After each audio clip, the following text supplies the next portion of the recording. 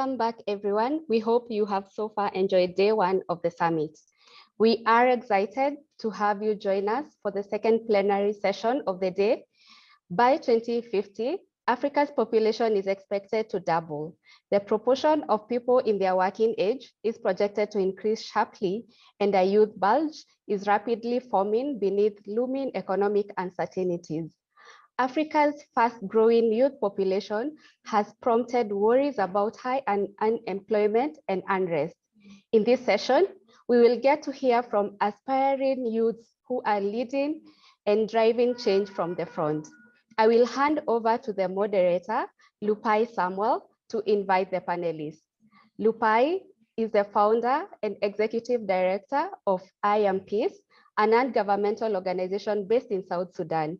He is also a radio consultant and focuses on amplified youth voices and creating a platform for discussions around social change.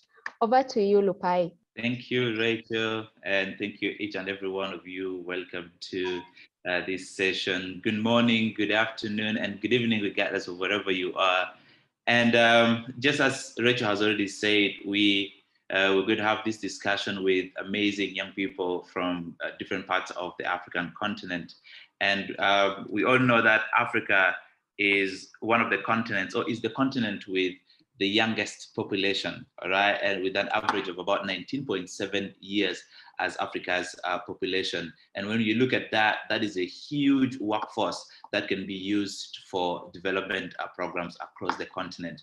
And so many young people across the continent are already using the platforms they have to be able to create sustainable change in different aspects of their life. And today we'll be joined in by four amazing panelists from different parts of Africa. For now, we shall have three, and then one will join us later on in the show. So please welcome with me Boniface Massa. Boniface Massa is from Malawi and is a human rights defender on rights of persons with disabilities and social inclusions. In his role, Boniface analyzes policies and programs to enhance inclusion of persons with disabilities. He is a recipient of several international awards, such as the Esther Edland Unsung Hero last year, that is 2021. He's also the country director for Standing Voice Malawi office and the commissioner for Malawi Human Rights Commission, responsible for economic, social, and cultural rights, disability for elderly, and also child rights. So please welcome Boniface Massa. We also have Joan Nalubega from Uganda. She's a social entrepreneur who has created products to help her customers deal with one of the deadliest diseases in Africa, and that is malaria. She aims to combat malaria by producing anti-malarial products, including a long-lasting mosquito repellent soap for children and for families. She employs over 37 people and runs her business based on principle of gender equality. So please welcome with me also Joan Nalubega from Uganda. And for now, finally, please welcome Chineyengwa Okoro Onu from Ghana. She's passionate executive who believes that with an intentional attitude of innovation and creative problem solving, the naturally rich African continent would evolve for the better. Over the past 8 years, she has actively spearheaded in diverse ways the vision of creating credible and sustainable entrepreneurs across the continent. She's currently the vice president and managing director of the Waitei Group, the most dynamic African conglomerate that envisions a self-reliant Africa. She's also the founder and managing director of Waste or Create Hub, as well as the founder and partner of Startup Africa Network. So please welcome Chineyengwa Okoro Onu to the discussion. You're all welcome. Thank you so much for joining us here today. And I can see, I'll start with you, Joan. Joan from Uganda. And we just go to a question that all of you guys are going to answer, but I'll start with you, Joan, for now. Of the 20 of fastest growing countries in terms of population, 19 are in Africa. And we have some of the youngest population in the world. The question is, what do you think are some of the continent's biggest challenges and some of the continent's biggest opportunities? Thank you so much. Very honored to be here. So as you mentioned, and as the previous person mentioned, that we have one of the youngest population, and we are continuously growing. So and still we're still like a lot of us are still underdeveloped. We still have limited access to education for the youths. We have the biggest population of youths, which would mean that we need to have a strong workforce, but then there is no employment opportunities for this workforce. So it leaves a lot of youths on the streets, a lot of youths unemployed, and a lot of youths like doing nothing. So one of the biggest challenges is education. Another one is unemployment. So we have a lot of lack of job creation. And then we still have challenges that in health, we have challenges in governance. We have like the continent, we have a lot of challenges all around. But then we also have opportunities that we have one of the best lands for agriculture. We have a strong youth workforce. If we had job opportunities, if we can utilize the benefit of our population, utilize the benefit of the challenges that we have or that we are facing as a continent, we have people to work on these challenges. We have people to employ. And we also have one of the smartest population. But then because of that, the ones that are lucky to really acquire skills and a network to explore these skills, to grow in these skills, they also go into the West because they feel like we cannot really pay them well. They feel like there's more money there's more opportunities there. So if we could invest into our youths, if we could invest into our people, then we have a great opportunity to even grow more than, because they usually compare us to China. Is Africa the next China? We can grow more than China in our own way. So yeah. Yeah. What if we become slightly country specific and we say, hey, what about Uganda specifically? Do you think the challenges of Africa and the challenges of Uganda are more or less the same? Or there are some specific challenges that only affect Uganda, and also you look at that as opportunities? I'm a Pan-African, so of course, as I look into my country, I look the similarities and the differences in different countries. Of course, I'll agree. For example, Rwanda and Ethiopia are right now really growing really well, more than some of the other African countries. But we're still facing the same challenges. Sorry, I'm talking a lot about education, but it's because we all know education is key. We just need to change the way education is delivered. So we're still all facing the same challenges: education, health. So it's a Pan-African problem, which is why it's good that that right now the discussion is about the continent, not just about one country, because I feel this is our problem as Africa from different countries. And we would only be able to work stronger if we work together as all the African countries. And yeah, let me talk about the governance, because it's one of the biggest problems that we have, so yeah. That's totally a good answer. And being a Pan-Africanist, or be like the heroes, the Pan-Africans are already rolling in their graves with a lot of excitement that a lot of young people are following in their footsteps, especially you, Joe, and that's an amazing. I'll go to you, Boniface Massa from Malawi, and I'll ask you the same question when it comes to the challenges that Africa faces, but it could also be country specific that maybe Malawi faces, and how can these challenges also be opportunities? Yeah, no, thank you. Thank you very much. Yeah, I think in general, I would also say, I would agree that there is a cross-pollination in terms of similarities in the challenges that we experience. I'll speak in particular for youth with disabilities in African context. One of the biggest challenge when we look at youth with disabilities is that we, across Africa, even include my own country, Malawi, we have public policies that are not, in a way, they are contributing to perpetuating inequalities in our society.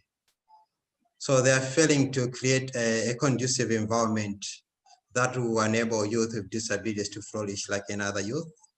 We are also operating in an environment in most African society where issues of persons with disabilities, they are predictable stereotypes. And also the society has its own expectation when they're working and dealing with persons with disabilities. This, for me, plays a very fundamental or negative bias when we then try to give opportunity for youth with disabilities to lead and also take a decision-making position. I would also look at generally in terms of human rights law across Africa, and I think most African countries who are signatories to international human rights law, there is provision in terms of state obligation to protect and promote rights of people with disabilities. It's only that most of our states are not complying to those obligations. The other challenge is also there is a kind of exclusion.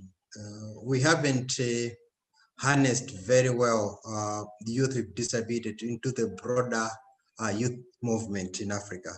So in a way, we operate in our own silos as youth with disabilities.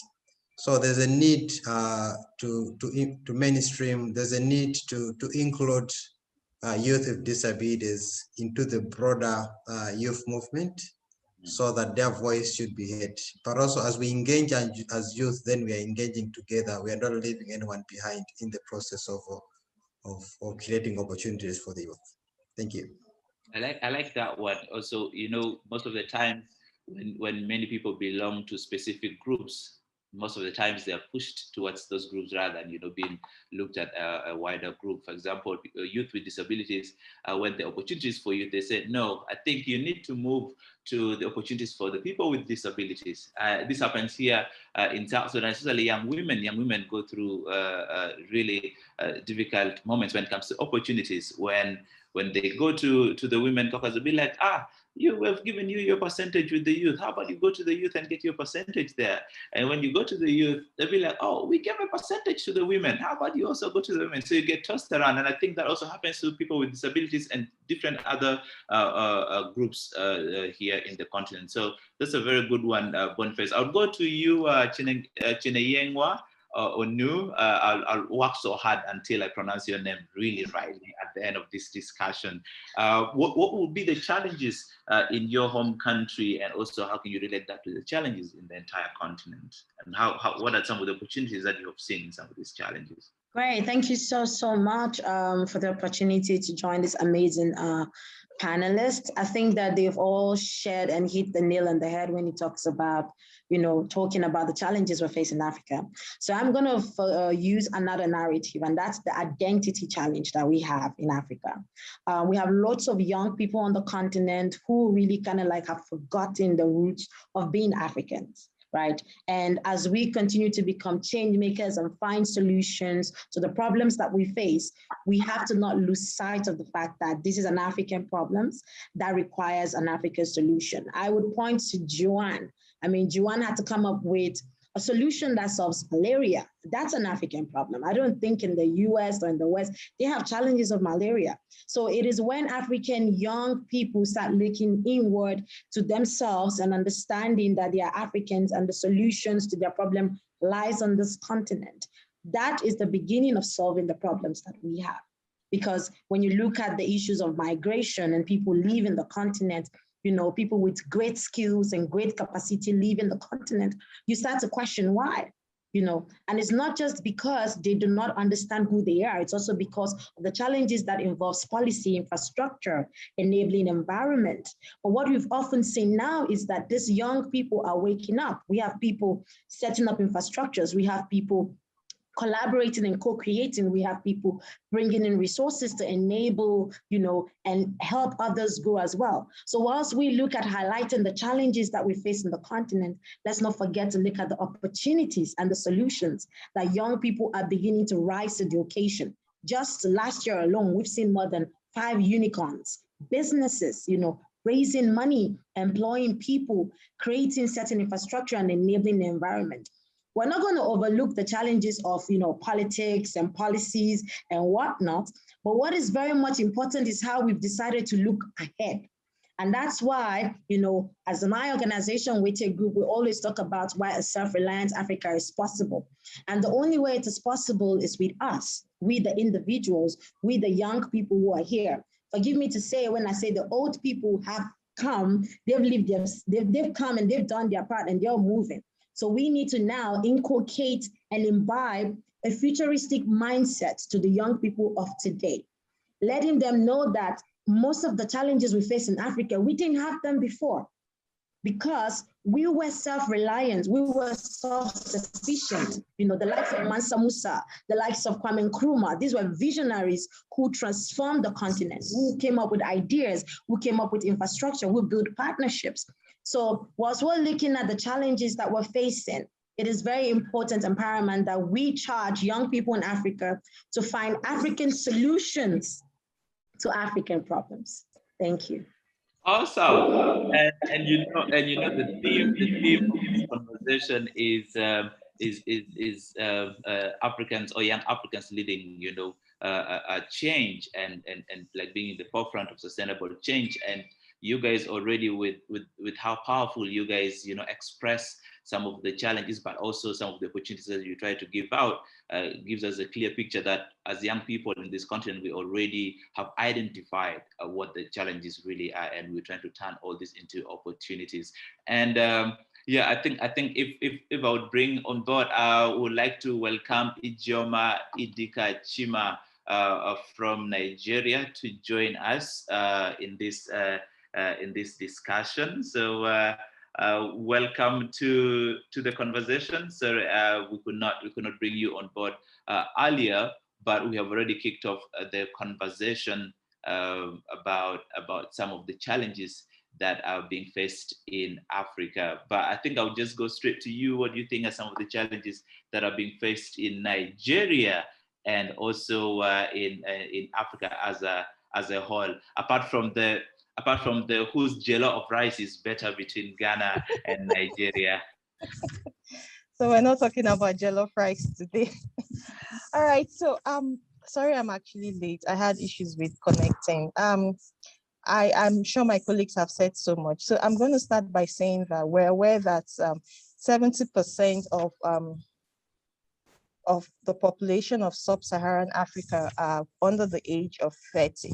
That's one very critical point we need to understand. And then when we look at Nigeria's population, it's very scary because I would say that rather than focus on quantity, let's talk about what is the quality of the kind of population we're bringing out as a country in Nigeria. Nigeria has an estimated population of over 210 million people, and it's largely a youth population. So we have several challenges that cut across from they're interdisciplinary, like early child marriage, lack of family planning, gender inequality, extreme poverty, no jobs by the youth. And a lot of this leads to the vices and violence that we see that's currently increasing within our society. And these are things we struggle with. Now, let's look at also how does the Nigerian youth, what's the population? If we look at India, China, we know that Nigerians youth are the third largest number. They have the third largest youth population after India and Nigeria. But 40% of Nigerian youths are not engaged. They don't have jobs, they're restless, they have issues that they deal with. And in as much as we're focusing on the challenges, I always want to look at how do we convert these youths and their skills to human capital. And that's one very area that I'm very much interested in, because when we look at COVID and the impact COVID has brought on the future of work, on even our existence as human beings, we see that there is a virtual world now that's existing. We see that there are lots of opportunities in the digital sector, which is something that youths can actually tap into to start harnessing their potentials to be able to achieve their goals. So it's not just about the challenges, but what do we have currently at this point with COVID, the post-pandemic stage, and moving forward as youths in our country. So for Nigeria, we have complex issues. We have very many issues to deal with, but how do we go forward as youths? That's my focus. Awesome, Ijoma. Thank you so much. And earlier on, I did not let people know who you really are, but I think as we go to the next question, I'd like to let you know that Ijoma is a communication and development practitioner. And in 2014, she became a Mandela Washington Fellow. She has over 11 years of field experience on gender and youth issues, and also she has started youth-focused organizations like the Teens Global Foundation in 2011, which has reached across different rural Nigerian communities and has mobilized local resources for human capital development. So when she's talking about human capital development, it's already what she's practicing amazing there. So I think I would go back to you, John, from Uganda. Ugandan hospitals account for about 20% deaths to malaria, which is a huge challenge to the country's health system. How did you see this as an opportunity to start a social enterprise? And what can other young people learn from your experience? Instead of like looking for aid and all that, you look at that as an opportunity to start making a business out of it. All right. I think this takes us back to the question you asked before. What are the challenges we're facing as a continent, and what opportunities do we have? And I mentioned that the more challenges we have on the continent, the more opportunities we have as youths, because we are the ones to create the change. And most of these challenges have happened before, and people have solved them in the developing countries. So most of them already even have solutions. We just need to implement them in an African way. So these challenges are challenges that we face personally on a daily basis when we are growing up, when we want to get something. For example, me, I suffered from malaria a lot when I was little, and that is something that I had to deal with almost like every week. So I kind of grew up with that trauma and with that pain. So when I had a chance to make a difference, when something brought back the pain. For example, a friend of mine lost her child to malaria in 2015, and kind of brought back that pain. And that's when I decided to make a difference about the disease itself, because I grew up in a rural community, but then I got a chance to stay in the urban community. And I saw that the way the urban community was dealing with malaria is not the way the people in the rural communities are really dealing with it. So there was lack of access to other malaria preventive measures except the mosquito nets, which are effective, but only during sleep time. So when someone gives you a solution and they tell you this is going to help you with malaria, but you continue getting it, you lose hope and you stop using it. So I asked myself, why would people continue using mosquito nets when it's not helping them? So I decided to understand more about the challenge. I decided to interact with the people, understand why it's more there and more this side. And the findings are really, really so sad. As I said, people in the urban communities have access to malaria to mosquito repellents, they're aware about malaria, but they're not the mostly effective ones. And then when you find the repellents on the market, they're very expensive, and even the producers produce them for like the tourists who only come to visit these African countries for a week, months, and go back. So they're not really living in the problem, but the people living in the problem were still suffering. And because I understood the pain and I went through it, and I decided to understand the people and the industry as well. So yeah, that's how I decided to utilize the problem as an opportunity. And that's what every youth in their community, in our communities, needs to do. The challenges are around us. We have experience. We just need to learn, understand them, and learn from the people that have solved these challenges. How did they solve them? Like, to really be open-minded and risk. I mean, I didn't know that Ugandix was going to be successful when I started it, but I knew that I had the vision. I knew that I wanted to put an end to the problem. It's still there, but at least every day that I'm doing something about it, it's getting better. So you just need to have that kind of attitude at youths. That's a great principle. You don't always have to look at a problem and want to solve it once and for all. You always start small, and gradually it contributes to the end of the entire problem. Thank you so much, Joanne, for that. And once we visit Uganda, we already know one mosquito repellent to get for ourselves. I'll go to you, Boniface. Youth face huge challenges, and we already know the statistics. You talked also about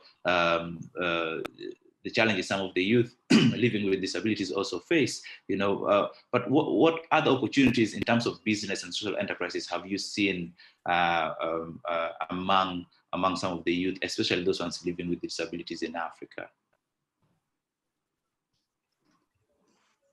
Yeah, no, thank you. I think important when when I talk about us as youth with disabilities, what has come strongly out is the issue of those that have excelled in education. So education, generally, we all know it's key, but for a person or youth with disabilities, it helps to reduce the deep-rooted stigma that is existing in our society. So the few young people who have gained skills or are trained in particular trades, they are able to successfully do well in business. Although I had highlighted those challenges, but we have seen across Africa, even in my own country, Malawi, where some young people who are doing business have been very successful in changing the narrative and changing the conversation around attitudes and stereotypes towards persons with disabilities and their businesses. The biggest challenge, as I still say, was yes, we do businesses, we are doing successful enterprises, but at each level of our enterprise, there's still an excess of stigma. So the stigma cuts across. That's where we need stronger movement of youth with disabilities and those without disabilities holding together and consistently fighting for equality in our society. It's not about, I think, because you have education and you not face stigma.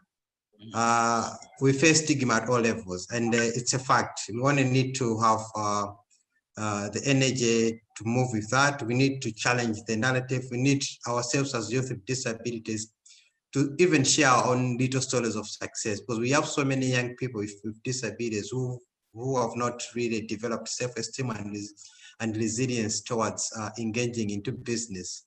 So the little stories of those that have been successfully dealt with business, are employed, or they're employing others, should be taught across Africa so that we encourage others, we inspire others, but it also helps to motivate young leaders with disabilities to start thinking of leading from the front.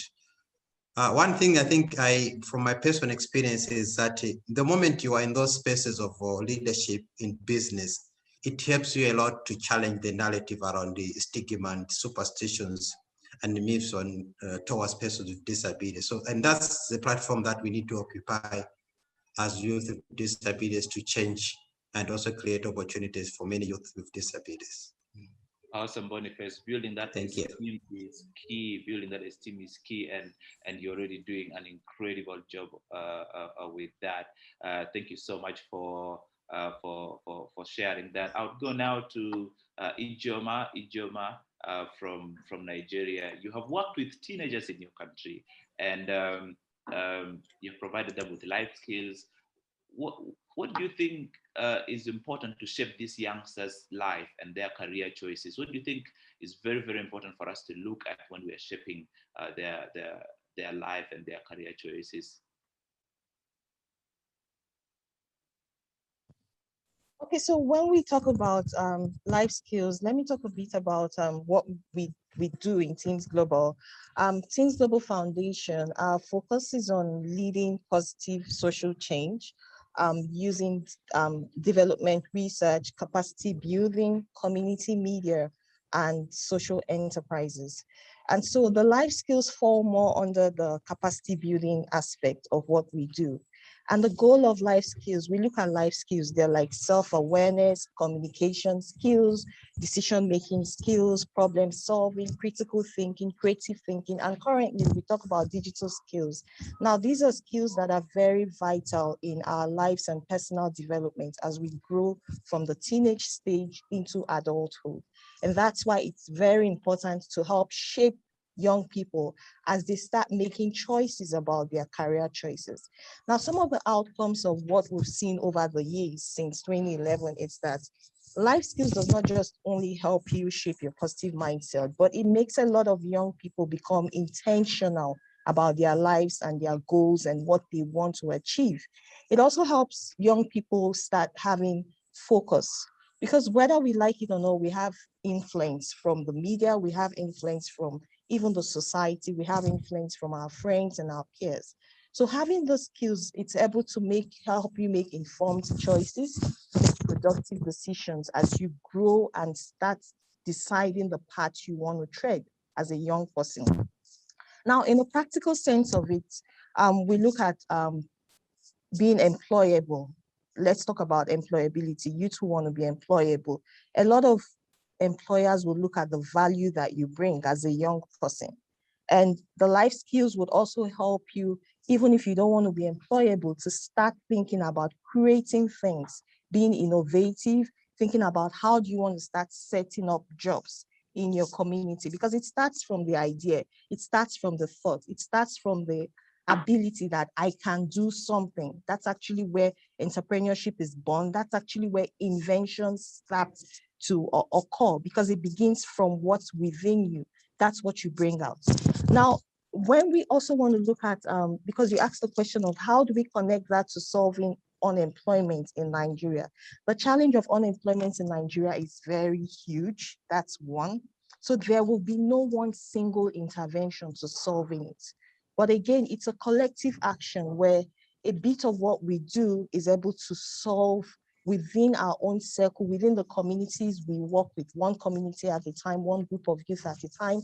It's able to transform those youths. They are also able to replicate what they've learned with their own circle of influence, and it keeps growing.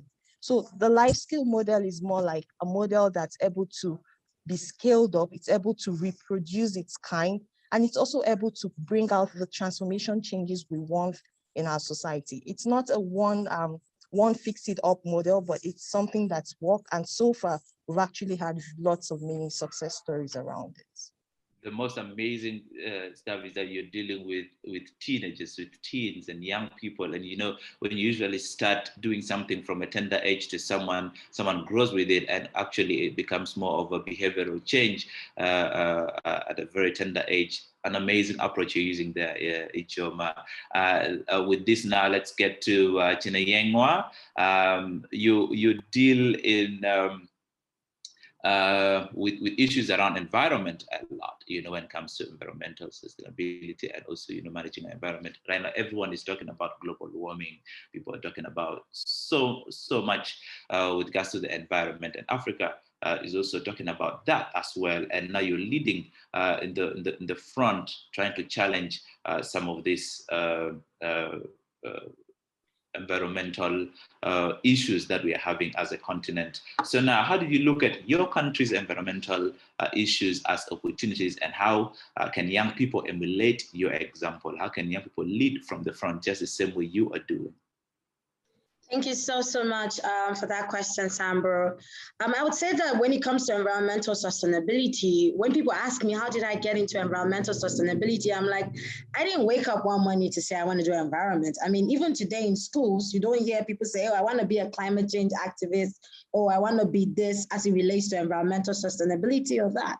I think that what really drew me closer to environmental sustainability goes back to the beginning of this conversation, which is finding solutions to the problem that we face on the continent, right?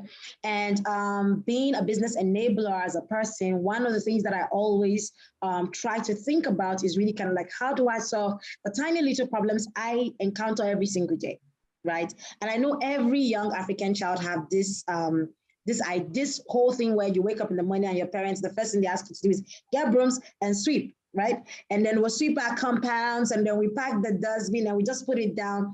And every time nobody asks you, okay, when you put it down, they take it, where does it end up, right? You know, I don't think that's a question most people ask themselves. And we realize that, you know, when it rains, especially, I mean, in most African countries, we have a serious flooding challenge, you know, erosions. And then you see your biscuit pack and your cornflakes pack from last 2 weeks floating right back in front of your house. And you start to ask yourself, how did this come back? You know, what's going on? And I keep telling people, I said, it's because we have refused to think about the problem from its roots. You know, and when you look at environmental challenges, it's not just about now of climate change or improper waste management.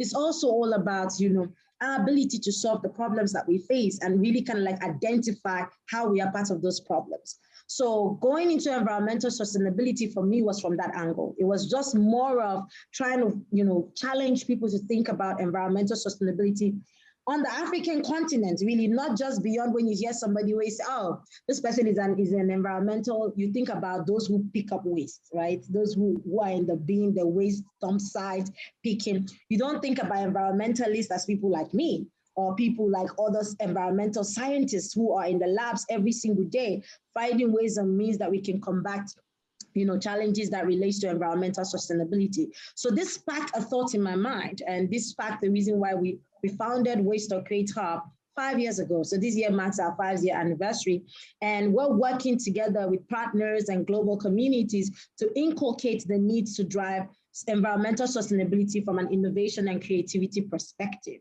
And we do this by working with young people. We do this by working with kids. You'll be amazed to find out how children are the easiest to work with when you are thinking about imbibing and impacting the positive attributes to driving change on the continent. And most of the times, people undermine the role of children in our society, the role of children to drive change on the continent. And this has been, you know, one of the amazing part of the work that we do with Waste or Create, working with schools, community, setting up recycling systems, and inculcating environmental sustainability in the curriculum, teaching them hands-on practices, you know, ways that they can transform the ways that they see, teaching them behavioral change habits, you know, and then just kind of like transitioning it into entrepreneurship. Now there's a term called eco-entrepreneurship, which is people who are forming businesses, I mean, big businesses that can not only, you know, solve the problems that we face in an environmental context, but also create jobs, empower our community, improve the livelihood of people in our community. And all of this transcends into what? The growth and development of the continent. So these are the things that I identified, you know, in my quest of just being inquisitive, you know, just being curious about how I can become the change I want to see. And 5 years down the line, you know, Waste or Create have been doing an amazing job at not just enabling these young people, but working with them. We have more than 64 schools that we work with. We have more than 350 eco-entrepreneurs. And I'm talking about people with viable businesses and ideas that most of the challenges that probably they face right now is opportunity in the terms of financing, providing them the requisite infrastructure, providing them the right opportunities, you know, providing them space that they can get investment to grow and scale their businesses, you know, providing them the requisite skills that they need. And these are challenges that, you know, we are working in collaboration with our partners, you know, to solve. And also really kind of like imbibing people when they think about the environment. It's not just about the waste that you can see, feel, and touch. You know, when you talk about environment, all they think about is, oh, the fish in the ocean is you know, is eating plastics. What about the air pollution? You know, we've not even started talking about that. Look at what happened in India. Look at what happened in China. In Africa, we're not there yet, right? And this is why we need to start thinking about how we can start solving problems that we've envisioned to what? Partake in, even before it happens. You know, issues like when we think about the COVID situation, we had time to prepare, we had time to be informed, but we decided not to take action. So when I think about the work that I do and the work that I do with my team, I think about an intentional purpose, okay, that involves people putting themselves in a position to find solutions to problems that are yet identified yet. It's like thinking about the future of the continent and thinking about how we can be part and parcel of those solutions. So this is how I think that environmental sustainability can drive change for young people. If we put ourselves in the position to look at every single problems in our community and find solutions to it. And I don't mean replicating what already exists, right? I mean picking what you think is viable and imbibing that in the solutions that you want to provide for your community. Awesome. First of all, congratulations on making 5 years with that. That's amazing work there. And also, again, the age group you're looking at children being involved in creating this change is key, because it always starts from infancy. When people grow up with a certain set of behavior, their mindset is always different, and that's a very, very good approach.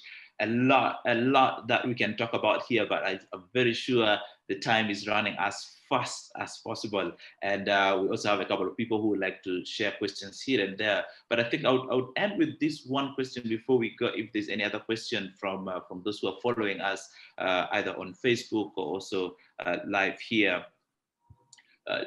We talked about education a little bit. I think Boniface, you mentioned that. I think John also mentioned that. So do we need a fundamental value shift away from traditional jobs such as medicine and law, and then now we get into arts and creative industries? Is that something that we should be looking at, and should also that be something that our education system should be looking at? I think I'll give each of you a round to share your thoughts on that, and I'll start with you, Boniface, and then I go to Ijo. Yeah, no, thank you. Yes, I think definitely we need a shift towards how our education is set up across Africa.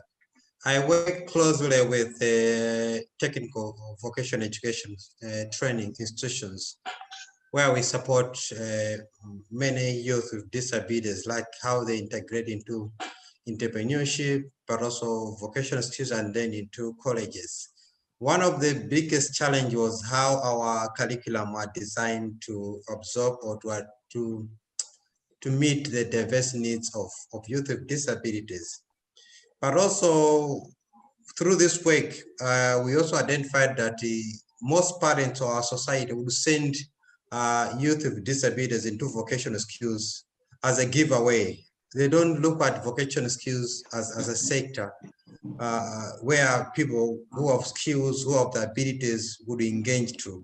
So we are so rigid into formal education, so much that anyone else doing formation, we feel they don't have value in the society. And I think that's the shift that we need to deal with as Africa, and as even ourselves as youth with disabilities, and even generally youth across Africa. Whosoever, for example, is involved in vocational skills, they still have value. They can still succeed in life. They can still run successful business enterprises across Africa.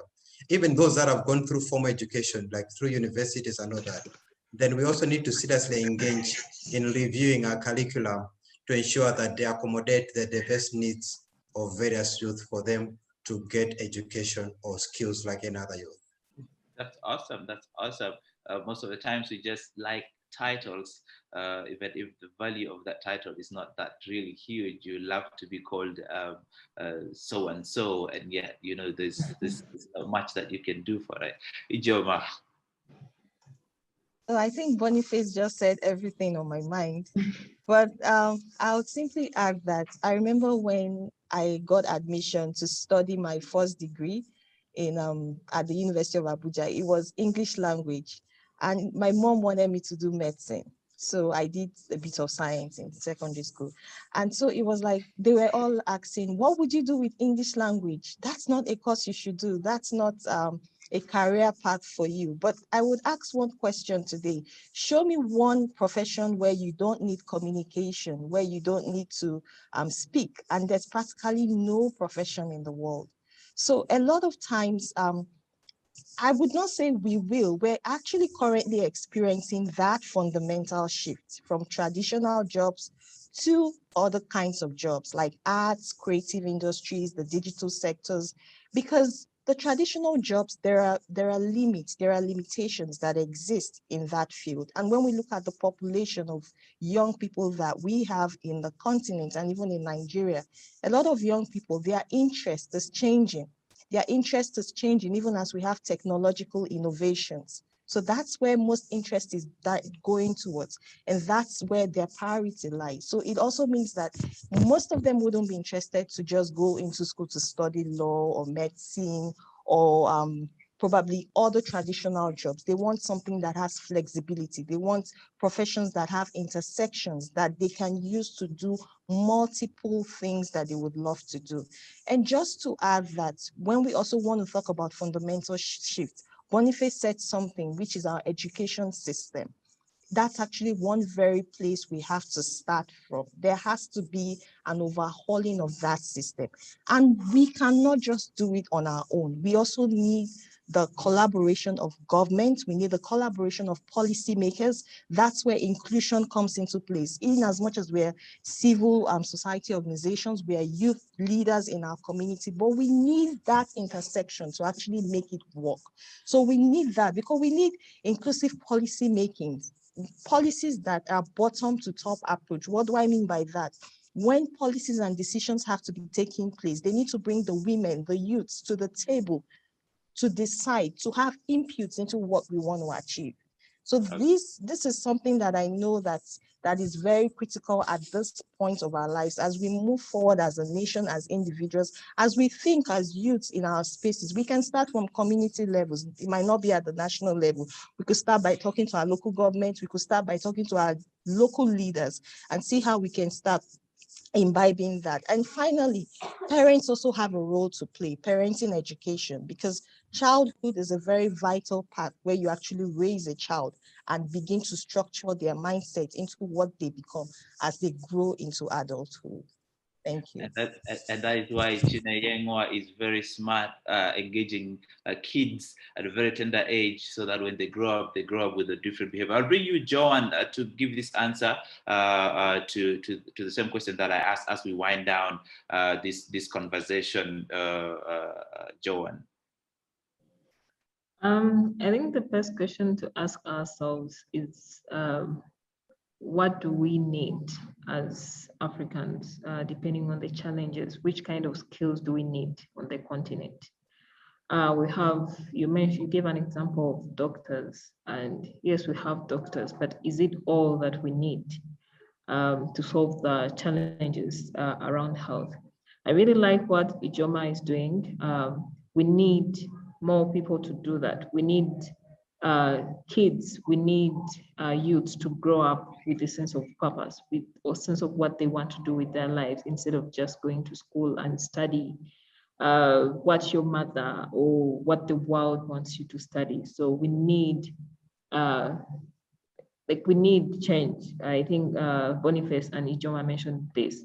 We need change in the education, in the way education is structured, in the way what education provides to us as youths, as young people. So we just need to find a way of going through education, but with a purpose, not just with a career focus.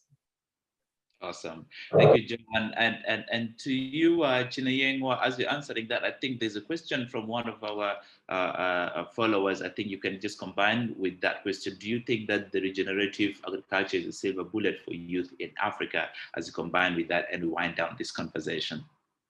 Thank you so much, Marbra. When I saw that question, I had a big smile on my face. And this is because just a few hours ago before this call, I was talking to someone about, climate smart agriculture being the silver bullet to attract youth in Africa. And there is something I'm very much passionate about, which is driving the next workforce for Africa. I mean, Africa's workforce population will grow by 12 million every year. Like, it's unbeatable. And why wouldn't diversing into different areas of, agriculture be the next, silver bullet? Back in the days when we talk about agriculture in a context, people think about hoes and hammers, hoes and cutlasses.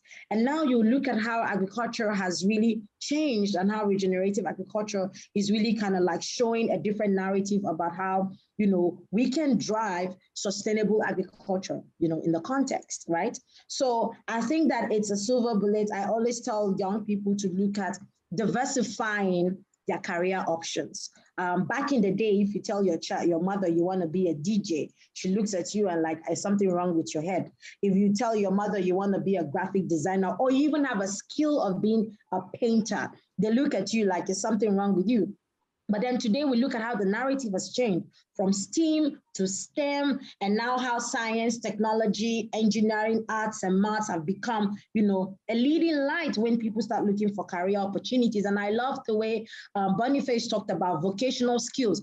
We live in a continent where vocational skills have been so downgraded that when you have a vocational skill, you're looked as maybe you are not bright in school, or maybe you didn't get a first class option. But look at everything around the world. Engineers, look at fashion designers, look at people who have transformed the structural and processes of our great continent. These are people who took vocational skills very seriously. The engineers, the fabricators, look at your bridges, look at the homes that you live, the masons, look at them. Those are vocational skills that needs to be appreciated, that needs to be packaged. I think what really gets people to look down on these career options is that the kind of pride that it gives you to be a doctor is not the same pride that it gives you to be a mechanic, or someone with a vocational skills. So we need to create systems that would enable people appreciate vocational skills. I, for one, I studied HR. I'm a professional, but do you know what I would love to spend my time doing for the rest of my life? Gardening, learning how to garden. I'm also a creative. I paint, I draw, I sculpt. I love to make things with my hands. Those are vocational skills that you can pick up. And believe you me, look at COVID-19. When things started to go down, we started relying on people with vocational skills. People wouldn't have to go to the office and sit behind a computer morning, afternoon, evening. We're the ones that became the breadwinner, of our family, So it's very important that we look at STEAM careers, animators, product designers, audio developers, fashion design. And I always tell people, no matter your skill set, both for top CEOs and emerging CEOs, both for top career people, pick up a skill. Pick up a skill you can do with your hands. You never know what might happen. You might have to then rely on those skill sets you picked up, to help you develop, to help you grow. So I hope the person who asked my question, I answered. I keep telling you, entrepreneurs need to diversify. Young Africans need to diversify. Not everyone wants to be a tech entrepreneur. That's excellent. But what about agriculture? What about environmental sustainability? We need to diversify the fashion world. Look at our creative industry. When we talk about Africa in business, we don't look about that. We don't look at that. The musicians, the rappers, the movie producers, filmmaking, storytelling. There are so many industries that needs to be developed, invested in, provided capacity for, to be able to drive the change that we want to see on the continent. That is really an awesome one that you just brought out there, and personally, I get asked a lot. So I do radio as well, and I do MC. Right now, I'm also venturing a little bit into music, and most of the times it'll be like, okay, so what do you do? And I run an organization, but most of the times they don't associate running an organization to people like us, maybe putting on some dreadlocks and stuff. Like, okay, what are these guys really doing? And you see, when I look at your background there's a very beautiful artwork there, and I think it needs some kind of like life skills for other people who have gone through vocational training to be able to do that. That's totally amazing. And because of time, we will not really go further from here, but I would say that you guys have been so amazing. Thank you so much for leading from the front. And this is what so many young Africans across the continent, whether you are watching us right now or not, please be able to share. If you watch this later, please be able to share this with as many people as possible and let people know that, hey, Africans can do it. We have seen the challenges, we have spotted them. Joan has seen it, Boniface has seen it, Ijoma and Chineyengwa has also seen all these challenges, and they are leading from the front. All of us can lead from the front. And so for the amazing participation, you guys, thank you so much for being part of this panel discussion. And to you, Boniface, Ijoma, Joan, and Chineyengwa. Onu, I think I got your name right this time. Thank you so much. Yes, you did. Well done.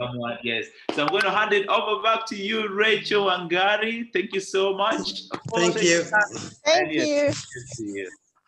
Thank you. Thank you. Thank you so much, Lunai and the panelists, for that insightful discussion on the challenges and opportunities for youth development in Africa, cutting across education, governance, agriculture, environment, civil rights, among others. I particularly liked what Onu said. The solutions for challenges facing the African youth lie with the African youth.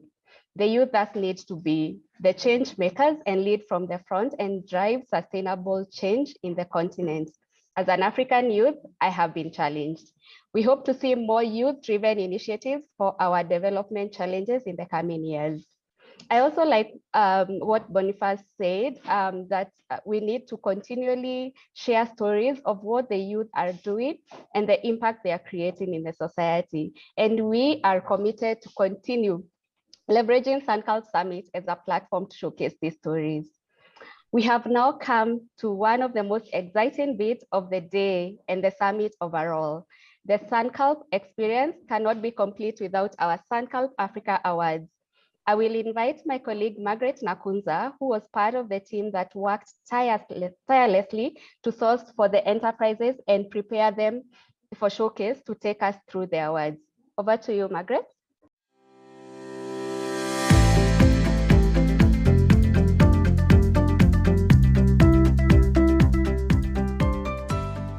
Good morning, ladies and gentlemen. My name is Margaret Nakunza. I will be your host for the Sankalp Africa Awards 2022, where we continue to celebrate entrepreneurs and their role in impacting millions across the world. We will be honoring the 4 most promising social enterprises across sectors. On behalf of the Avishka Group, Intellecalp, and Sankalp, I extend a very warm welcome to all of you to the 9th edition of the Sankalp Africa Awards 2022. The Sankalp Awards is a special feature of the summit that highlights innovative enterprises who are solving some of Africa's biggest challenges. Over the years, Sankalp has recognized more than 2,000 social enterprises and channeled more than $219 million to high-impact businesses. The awards are designed to support young companies and recognize the impact which is successfully steering change. This year, we had an overwhelming number of entries with 450 applications from 47 countries from around the world. The application pool included enterprises from across various sectors, of which 50% of the applications were from the agriculture sector, which is not surprising since agriculture is the economic backbone for most of the region. This was followed by 14% from the health sector, which was a pleasant surprising absent during this year's application pool.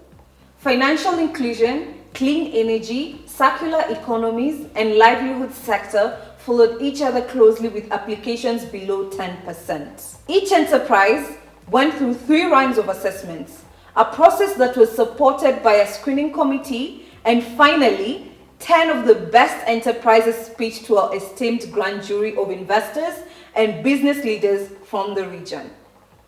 You can visit all the Sankalp finalists in the exhibition area and hear them pitch during the Entrepreneur Slumber Party showcases at the end of the day today and tomorrow. We hope to see you invest in some of them. Let's start the award ceremony with the healthcare sector. Globally, countries are faced with health system problems which vary from one to the next. While health service delivery challenges are more often seen in countries with a very high human development index, human resources challenges attract more attention within those with low HDI.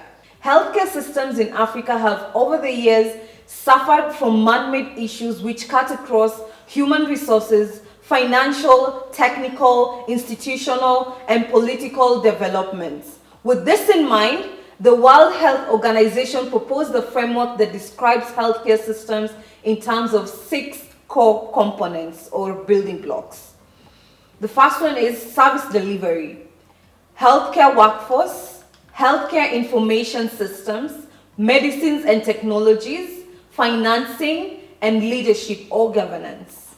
The underdeveloped healthcare systems in Africa need radical solutions with innovative thoughts to break the current impasse in service delivery. We at Sankalp are delighted to be celebrating several entrepreneurs working to improve the healthcare system in Africa today.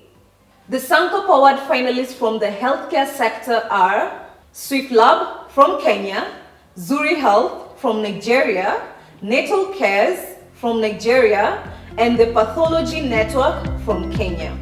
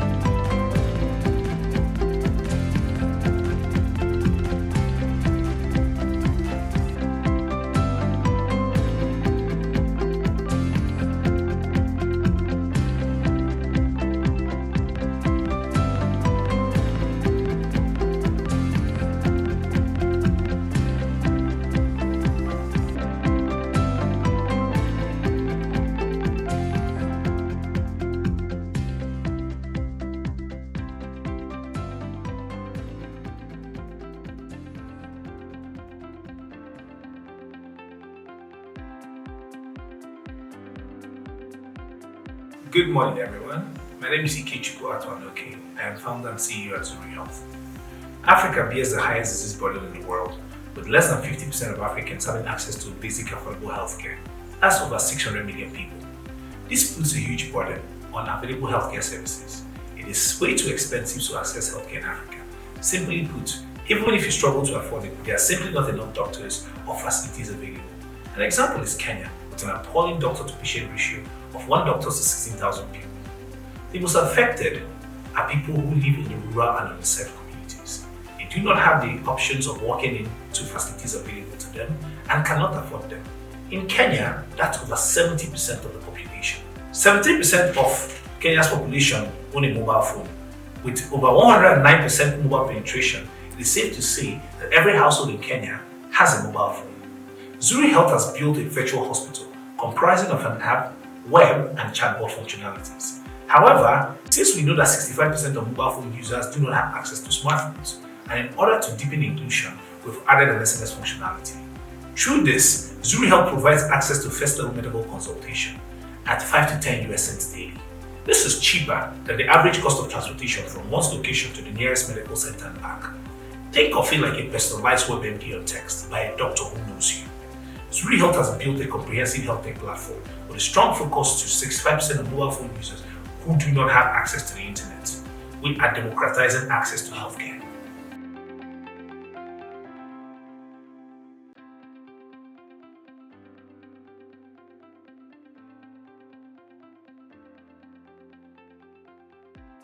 Hello everyone, my name is Uche Kenneth Udekwe. I'm the CEO and founder of Natal Cares.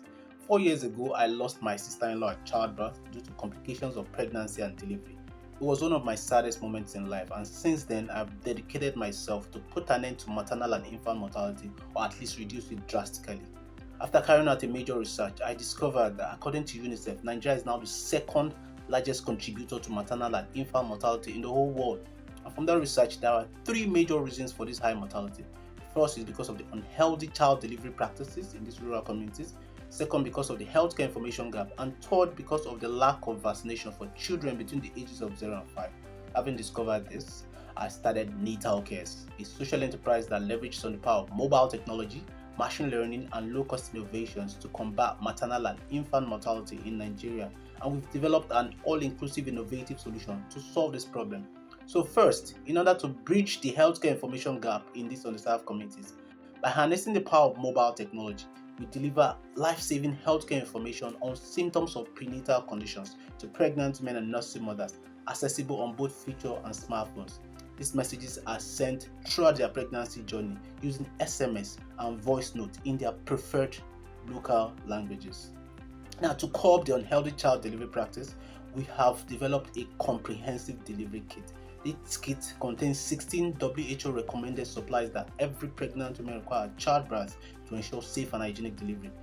Our mobile application contains an immunization reminder through which we send consistent reminder messages to nursing mothers to present their babies for proper immunization.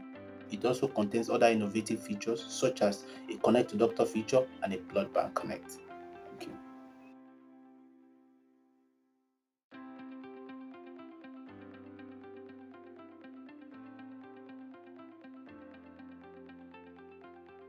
Hi, I'm Dr. Joshua Kibera, an anatomical pathologist and founder of the Pathology Network. Our company is helping African patients to access a pathology diagnosis quickly and affordably through their local hospital. As a pathologist, I've worked in both large cities and rural towns. I noticed that most hospitals do not have their own pathology lab or pathologist. This means that they generally lack the infrastructure and personnel needed to diagnose cancer or a disease like extrapulmonary tuberculosis. Instead, they rely on an unstructured referral process for specialized lab tests. Our company solves this problem by connecting these hospitals to a network of specialized labs and pathologists using our proprietary software platform and providing them with a reliable access to a diagnostic system. How does it all work? A hospital which, for example, has taken a pap smear or a breast biopsy from a patient will log on to their hospital account and order a pathology test for that sample. We will then organize for that sample to be picked up from their hospital, taken to the nearest lab, and then distributed to a network of pathologists for remote diagnosis. We successfully piloted our system in the central region of Kenya and have done about 12,000 tests. We also serve around 30 hospitals now and have noticed that we've been able to consistently achieve, with this new service model, a reduction in turnaround time from an average diagnostic time of 1 month down to 7 days. We are enabling equal access to diagnosis for all, and we're looking forward to expanding all across the country and into other markets. Thank you for listening. The next sector I'd like to introduce is circular economies. In the face of growing global concerns regarding resource use and economic sustainability, the concept of a circular economy has emerged as an alternative production and consumption model. The circular economy promotes the conservation of finite resources while preserving the environment. It also presents opportunities for economic development, job creation, and building new enterprises. For African countries, circular solutions can be leveraged to attain various climate action obligations and sustainable development goals. This is an opportunity to tackle issues such as poverty, poor infrastructure, and unemployment, among others that have hindered economic development. We are proud to present the enterprises at Sankalp working towards the circular economy sector. They are Vince Plastics Limited from Kenya, Greenport Enterprises from Kenya, and Ekodudu from Kenya.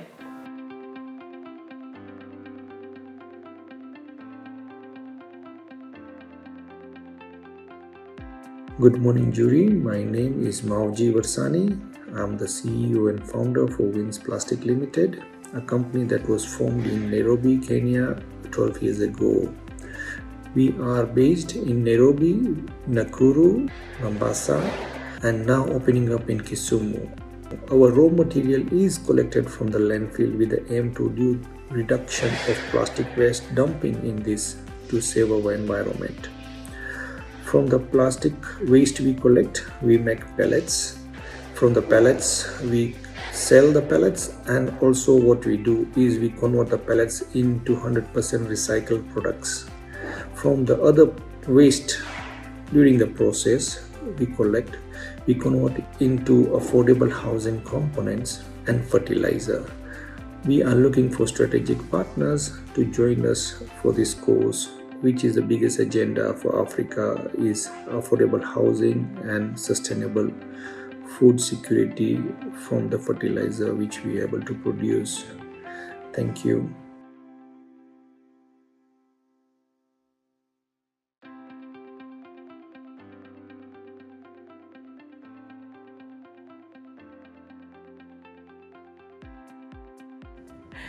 My name is Carol Kariuki. I am the CEO of Greenport Enterprises, Kenya's amazing restoration business. When we set out to create wealth one tree at a time, we didn't realize how impactful our business would be.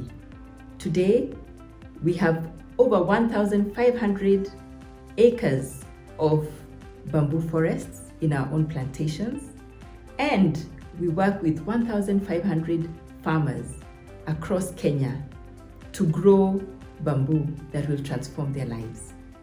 Interesting, because if you can consider 1 acre of bamboo can give a farmer over $2,000 in annual income, which is more than you get from coffee or tea, it really then begins to make sense. Today, we come before you to bring an exciting investment opportunity where we are asking you to join us to create Kenya's first bamboo factory that will produce sustainable and green building materials for our communities. When we consider that bamboo has a market of over 72 billion today and is growing at 5%, this makes absolute sense for any investor who is looking to grow in the green space. Please join us to walk this exciting bamboo journey together and change the world.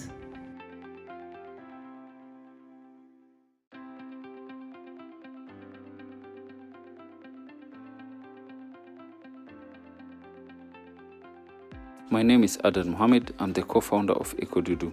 Ekodudu is a waste-to-value startup that leverages on the black soldier fly to recycle organic waste.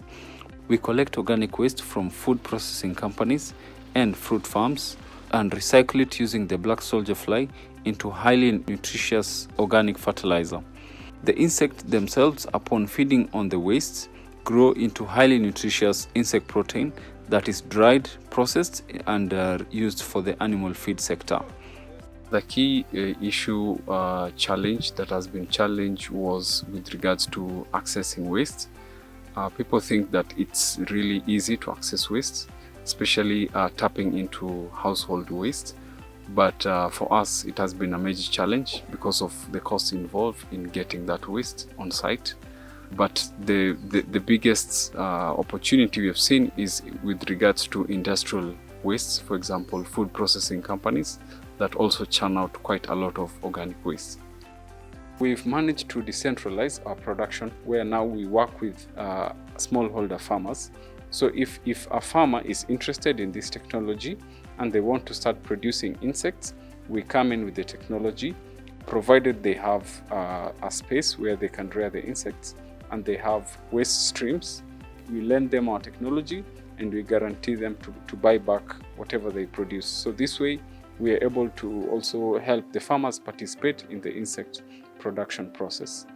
So if there are any farmers who are looking into this project and are interested, please reach out to us. We'll definitely have something for you. Closely related to the sector of circular economies is climate change and clean energy, which is the next sector I'd like to introduce. While Africa has contributed the least to the changing climate, with just about 2 to 3% of global emissions, it stands out disproportionately as the most vulnerable region in the world. According to the World Resources Institute, Africa's per capita emissions of carbon dioxide were 0.8 metric tons per person, compared with a global figure of 3.9 tons per person.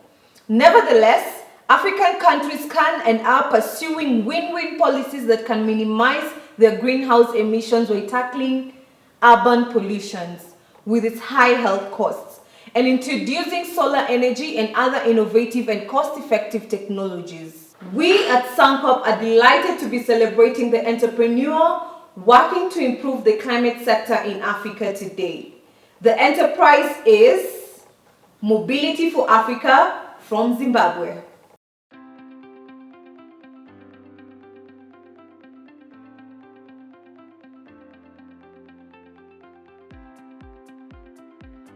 My name is Shanta Blumen and I'm the founder of Mobility for Africa. Our aim is to solve the mobility crisis for those who need it most, rural communities, especially women, by providing green energy mobility solutions. Mobility is the linchpin to our quality of life. It's the linchpin to our progress and economic and social development. 80% of the farmland in Africa is managed by small-scale farmers.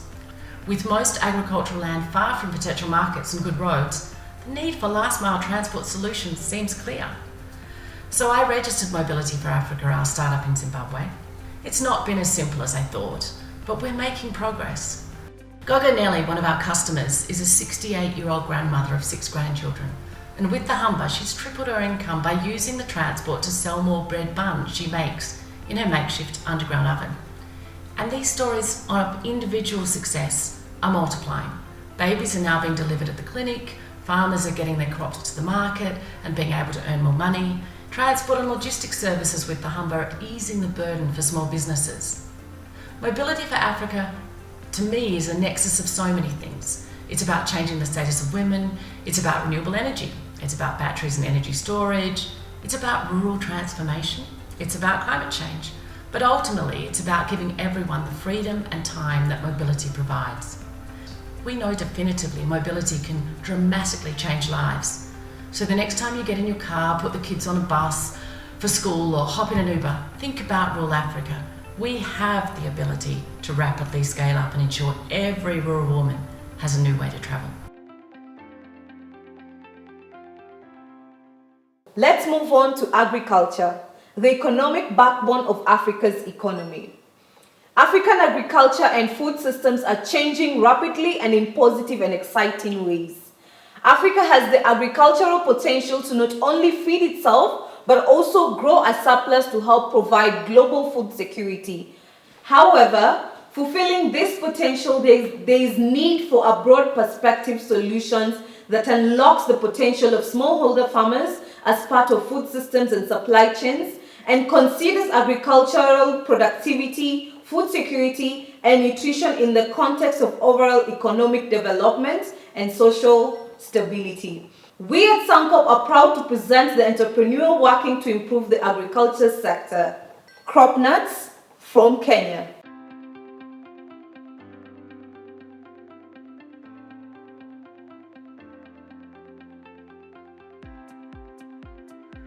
Hello, I'm Tafaza from Team eAgro with our solution, CropFix. But before we get into that, did you know that smallholder farmers like myself, a million other smallholder farmers in Zimbabwe and Southern Africa lose up to 30% of their produce due to late or misdiagnosis of the pests and diseases?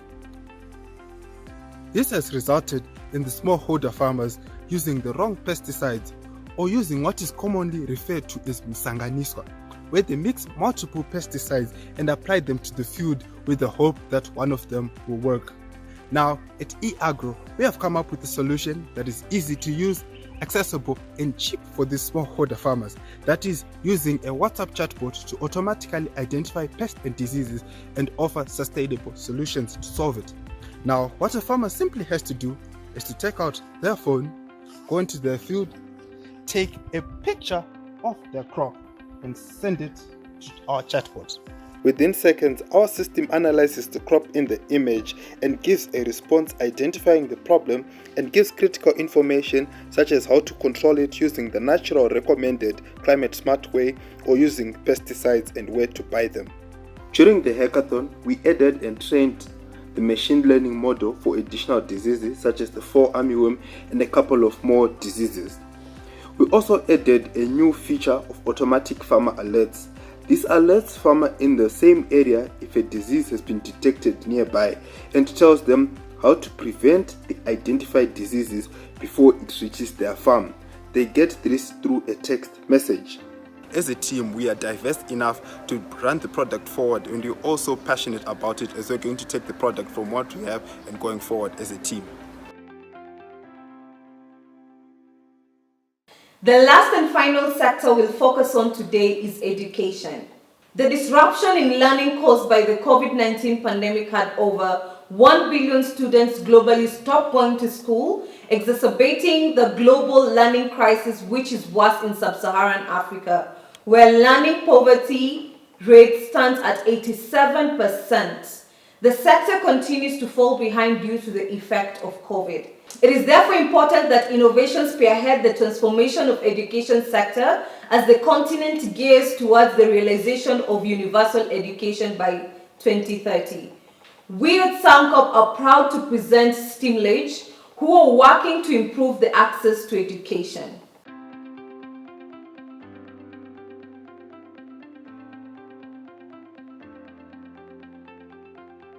Hello, I want to ask you a rather absurd question. Why would you study so hard for 16 years through grade school and university education and yet end up with some good-looking certificate with no employable technology skill set? 65% of African children will end up working in completely new jobs that don't exist. There is a growing misalignment between what young people learn in school and technology skills required in today's evolving workplace. This was my pain and the pain of more than 27 million enrolled in primary and junior secondary schools in Nigeria.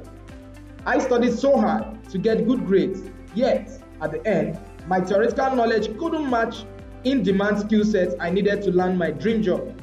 We have created Technology Acceleration Program as a subject, just like mathematics, which provides affordable access to in-demand technology skills for learners in grades 4 to 12 and technology educators in low and middle income communities through our interactive web application and TAP physical learning centers. Users have consistent access to project-based learning all through their study cycle in grade school. Join us as we are creating opportunities for more than 900,000 young minds in the next 5 years, giving them a better chance to access global employment opportunities as digital transformation sweeps across all industries in our present world. Thank you. This year, we decided to add a new category to the awards, the Sankalp Ecosystem Award. We work with so many enterprises throughout the year and find it increasingly difficult to select winners, which is why we turned to you, our Sankalp community, members of the ecosystem, for your votes. We had voting open until February the 24th, so you could tell us your favorite enterprise. Every vote mattered, so I hope you cast your vote online. Due to popular demand, the winner of the Sankalp Ecosystem Award is Greenport Enterprises. My name is Carol Kariuki. I am the CEO and co-founder of Greenport Enterprises. We are indeed delighted and honored to receive the prestigious Sankalp Ecosystem Award for 2022. This award will go a long way in helping us realize our vision of creating wealth one tree at a time. We would like to thank the entire Greenport family and all the friends of Greenport who have believed in our vision and worked with us over the years. And for all those who voted for us in the Sankalp Challenge, we are indeed honored by your overwhelming support. As we begin our journey of creating sustainable, green products and that restore the environment at the same time, we will make you proud. We thank you so much for this honor. Thank you. And the second runner-up is Mobility for Africa. Hi, my name is Shanta Blumen and I'm the Managing Director of Mobility for Africa. I'd like to say a thank you to the organisers of Sankalp and the judges for selecting Mobility for Africa to be this year's winner of the Climate Change and Clean Energy Award. It's a wonderful acknowledgement to our small, dynamic and hardworking team in Zimbabwe, who despite the odds have never given up or doubted that we can succeed. Mobility for Africa has spent the last 3 years testing green mobility solutions in rural areas, using an e-tricycle along with off-grid charging and a battery swapping model. We have trained rural women in how to drive the tricycle, trained local technicians in how to assemble and repair, and tested different types of user models for a shared to test out use for different segments of the market. We know that our customers, predominantly small-scale female agricultural producers, can be the most productive and entrepreneurial part of the African workforce. Already, they not only contribute to feeding the continent's people, but with the right solutions to solve their energy and mobility challenges, we believe these women can unleash dynamic and catalytic transformation to local economies and also make them more ready to address the many climate shocks that lay ahead. Advances in green energy, e-mobility, battery storage must not bypass the people and places where it's needed most and will deliver the greatest results. Now is the time to invest in practical, concrete solutions to address climate change. We at Mobility for Africa hope you'll join us in this journey. Thank you. And the first runner-up is Echo Dudu. Hello everyone, my name is Stalin and I'm a co-founder at Ecodudu. I am pleased and deeply honored to be named the Sankalp Circular Economy Sector Awards winner and to join past recipients who have long admired and respected. A very special thanks to the Sankalp jury for selecting me and an enormous salute to each of this year's nominees, each of whom have made incredible contributions to the African ecosystem. Thank you. And the winner is Zuri Health. Hi everyone, my name is Ikechukwu Atwanuke, and on behalf of all of us at Zuri Health, we're very excited and we say thank you very much to the Sankalp jury and the voting members for this honor. For us at Zuri Health, democratizing access to healthcare is our key focus, and we'll keep working hard. Recognitions like this keep us going. I want to thank each and every one of you who's made this possible. And finally, as we say at Zuri Health, to God be the glory. Thank you. Congratulations to all our Sankalp winners, and thank you for the phenomenal work that you are doing. Join them at the slumber parties happening today and tomorrow night starting at 7 p.m. East Africa time to see the entrepreneurs speech, and don't forget to visit the virtual booths for an overview of the amazing work that the entrepreneurs are doing. Once again, congratulations. I'll now hand over to Rachel. Thank you very much, Margaret. And congratulations once again to this year's winners and to all those who put in effort and participated in the awards. We wish you the best as you pursue your business goals. To our audience, as Margaret has mentioned, remember to connect with the winners in the exhibition area. We have now come to the end of the session. We are, however, not yet done for the day. Join the slumber party starting at 7 p.m. East Africa time and get to listen to pitches from amazing entrepreneurs, including the finalists that we've just presented. Have a lovely night and see you at the climate plenary tomorrow from 9 a.m. East Africa time.